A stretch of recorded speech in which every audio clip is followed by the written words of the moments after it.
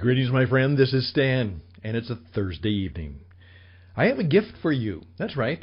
In fact, I have 7 gifts for you. But I'm going to ask you to choose one right now. Which of these 7 gifts would be the best for you right now? They can help you really make your life work better, really build your business, expand your brand, to perhaps increase your influence, your impact, and your income. We can do that, but you have to decide, which of the 7 gifts would you like to have? Well, if you'll give me just a few minutes this evening, I'd like to tell you what the gifts are and ask you to do a little thought and consideration all about that.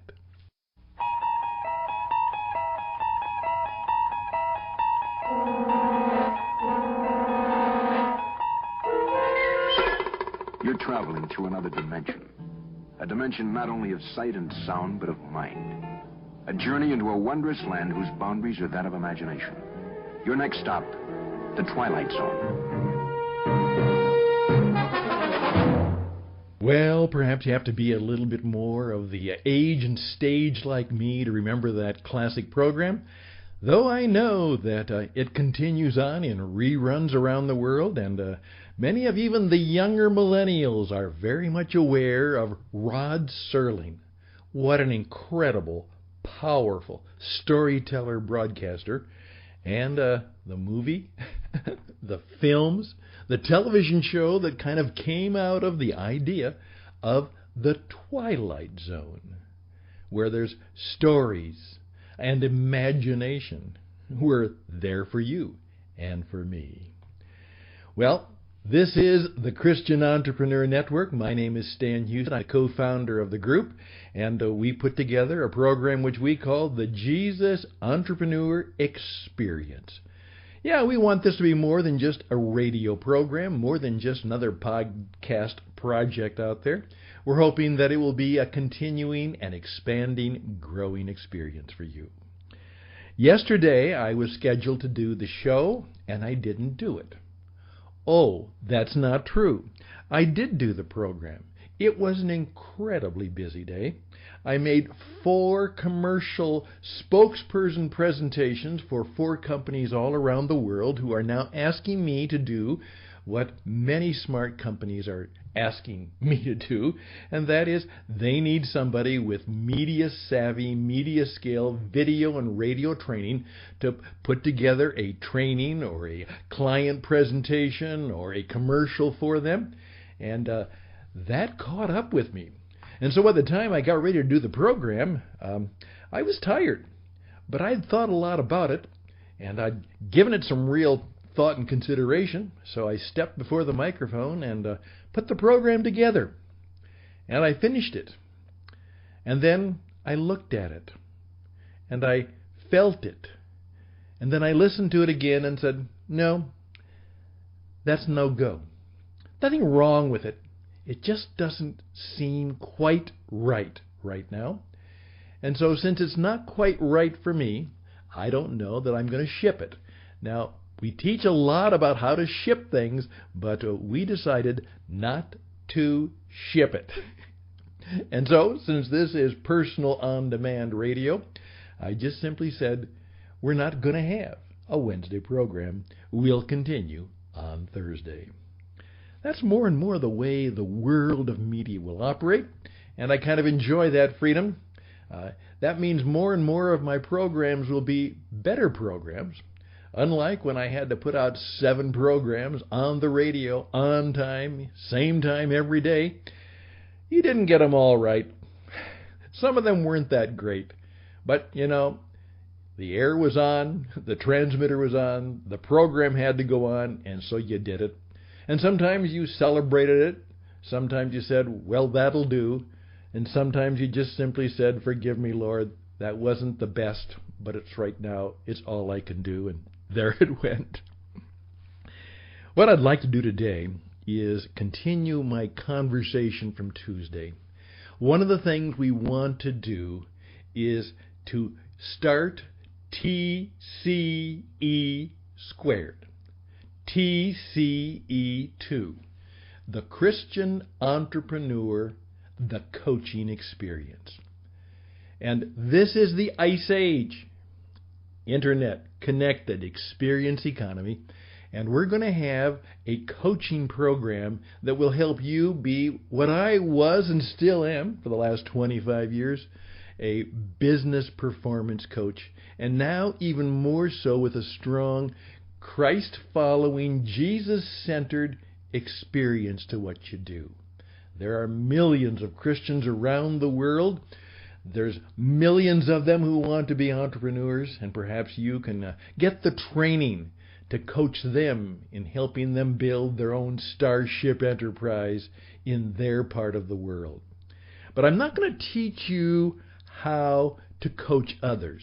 What I'm going to do is I'm going to teach you how to coach yourself first. Your first client is you when it comes to coaching. So one of the things I want to do is to coach you on how to coach you. And as you do the work of coaching yourself, guess what will happen? You will create your own personal, very specific to you coaching program. So it won't be something you took from Stan. It'll be something you created yourself. That's what we want to do. Now, here are the gifts. In my many years, when somebody would ask me, Stan, if I hire you, and I wasn't cheap, still am not cheap, what are some of the things that are going to happen to me? So I sat down and I spent a lot of time thinking about what did people get who found the coaching experience with me useful. You know, they continued to do it. They continued to pay for it. They continued to bring me into their life and in their business. What were they getting? Well, I think there were 7 gifts that I gave them. And I just simply want to take a little time today to remind you of what those 7 gifts are, and then perhaps you will decide, yeah, that's the one I would like. Now, what I call these are the 7 states of being. You know, you become something. And in becoming something, you possess something. You share something. You change in a certain way.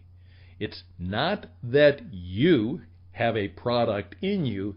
It's that you become the product because the gift became more of you. Here we go. Here would be gift number 1. Greater clarity about what is true and what to do. My favorite expression is, what is clearer to you now? And there's a story behind that. One of the greatest things you can give to a person and help a person to do is as they look at the chaos and confusion of life, and it's rampant. Just as I'm putting this program together throughout the United States, another shooting, another chaos, another confusion. These are chaotic times.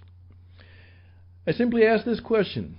In the midst of life's complexity, confusion, and chaos, clarity is gained about what to do. Focused conversations about goals, desires, and intentions often bring simplicity, good ideas, and solutions to our busy situations. I have found that the most profound and helpful question to many people is, and what do you want? And that's where we start. And after a good conversation, we can simply say, good, now that's clear. Would you like to have greater clarity in your life? That's gift number 1. Gift number 2, greater awareness of human motivation and cause and effect. Nathaniel Brandon once said, the first step toward change is awareness. The second step is acceptance. In a coaching conversation, I often say, don't judge, just notice, be aware. Focus on what is going on, just not what you are doing. Please tell me, why was that a successful sale or presentation? When I ask that question, I'll get answers like, well, I knew exactly what was going to happen next, and I was right. I really have come to trust my gut and intuition. I really did connect the dots, and it was obvious what to do.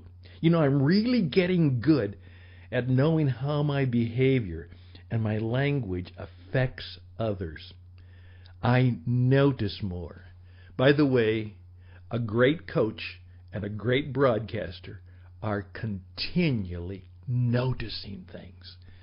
Noticing all the time. They are learning every day, and they are increasing their ability to be fully aware as well as fully alive.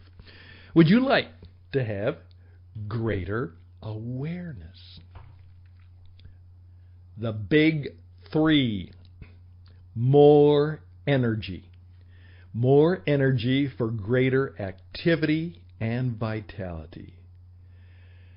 A guy named Hosea once said, energy is like the biblical grain of the mustard seed. It will remove mountains. In this state of being, if not achieved, nothing of consequence will happen. I oftentimes say it all comes down to energy. I must be continually, through my rest, through my spirit, through my food, through my exercise, through my nutrition, through being very, very careful about what I am doing and what I'm giving my attention to, I am creating and sustaining and using and sharing energy. Energy makes it happen. Sales happen. Personal attraction happens. It is the person of energy. You can see it in them. You can feel it in them. They walk different. They notice. You just know. Not when they're bouncing off the walls, not because of their, quote, intensity and activity, but you know that their body and their mind and their spirit and the soul contains energy. Would you like more energy in your life? Gift number 4. Very useful. Very useful by being effective and creative. Charles William Eliot said, be unselfish. That is the first and final commandment for those who would be useful and happy. If you think of yourself only, you cannot develop because you are choking the source of development, which is spiritual expansion through and for others. I take this because you ought to read the book. A number of years ago, my own daughter, Megan Houston, went off to seek her fortune in New York City. No sooner had she left the University of Minnesota, she packed her stuff in a U-Haul truck and with a friend went off to New York, and she said, Dad, I want to be in the publishing business. I want to write books. I want to be in the book business. It's in New York, and if you can make it in New York, you can make it anywhere, and off she went. Her first experience there taught her something she had never learned before, and she put it together in a book called How to Be Useful. She found out that even though she was cute, and she was cute, and she was clever, and she was smart, and she was creative, and she had all of that stuff, but it didn't matter unless she was truly useful. Oftentimes what I'm doing in coaching is simply helping people to get rid of all their stuff that they're so proud of and find ways to be profoundly useful to others by being effective and creative. Would you like to be more useful? Well, how you doing so far? Okay? Now, this will help you be more influential. about 80 years ago, about 82 years ago, a guy made his fortune. He had been literally poor, rags, and he went to riches. His name, I think you know his name, Dale Carnegie, and he wrote a book called How to Win Friends and Influence People. And 82 years later, it's still a bestseller. And in fact, we have written and I have put together a program which is an attempt to kind of update that book for modern millennials and people like that. We'll see how it goes. It's just one of the projects we're doing. Would you like to be more influential? You'd like to have people who follow you, not on Facebook and that stupid stuff. They follow you because they trust you, because you've got good ideas, because they know that being in your era, your awe, your place, they are in a good place. You are more influential. People follow you. They pay attention to you. They listen to you. They read your stuff. They are literally a tribe following you. Well, if you have greater clarity and clear focus with high awareness combined with high energy, demonstrated by useful creativity, people will be attracted to you, and you will be influential. Well, those are the top 5. How you doing so far?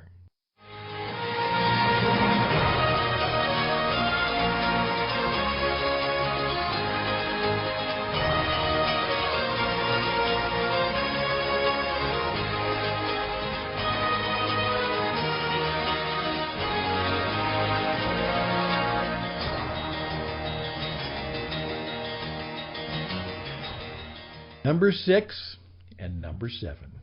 And then we'll be done in 20 minutes. But hopefully you'll listen to this again and again, maybe even 7 times, and you'll contact me. One of my favorite expressions is fruitful. You've oftentimes heard the word productive. Nope. As a Christian entrepreneur, we go further and higher and more. We say, the bottom line is not are you productive, are you fruitful? In the ancient Hebrew scriptures, we are told to be fruitful, to go forth and multiply. To me, this is more than a call to human procreation. It is the essence of life. To be fruitful is to be more than thoughtful, inspirational, motivational, educational, or even useful. Fruitful means real things have been produced and achieved. For example, when I have an apple, a piece of fruit in my hand, it is the real stuff. It is the result of productive labor and nurture. It has real value. I can eat it for its nutritional and life-giving value. I can sell it to another for money. It has financial value. But fruitful means more. The apple has seeds in it for growing new apples, many new apples. Fruitful means there is potential for new life and growth. We can multiply our results. And thirdly, fruit is generally sweet. Sweet is something pleasant to the mind and feelings. These are the things we seek and we need, and are indeed the sweet spots of life. Something that is fruitful is real, life-giving, and sweet. Gift number 7, serenity. Serenity is the personal power to be at peace where you are and with who you are and what you are. Peace of mind. The gift of calmness. That's serenity. Well, my friends, those are the 7 gifts. Greater clarity, greater awareness, more energy, very useful, more influential, fruitful or serene, and which one would you like? We're going to talk more about this, but our 20 minutes has come and it's just about gone, and so I would encourage you to be in touch with me, radioedge77@gmail.com, radioedge77@gmail.com. Check us out at tcenglobal.org, tcenglobal.org, and tell us which of the 7 gifts, and you should like and want them all, but what's the big one? What's the one right now? All the best and blessings to you. I'm Stan Houston. Till next time, bye for now.